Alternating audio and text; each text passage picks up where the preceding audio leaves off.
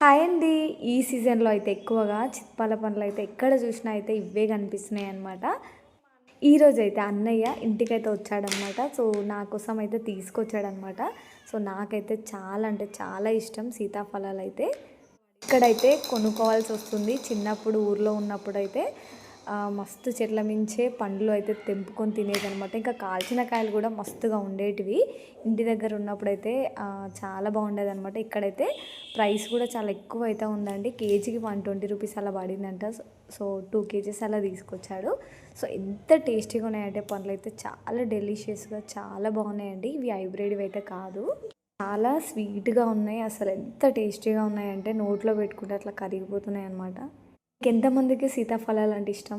ఇంకా కాల్చిన కాయలు ఇష్టమా? పండువి ఇష్టమా? కామెంట్ చేయండి. చాలా డెలిషియస్‌గా, యమ్మీగా చాలా బాగున్నాయి. ఈ సీజన్‌లో అయితే నేను సెకండ్ టైం అయితే తింటున్నానండి.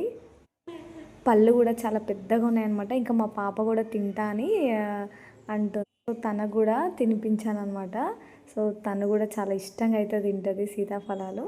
మీరు కూడా మిస్ అవ్వకుండా తినేసేయండి. Thank you for watching.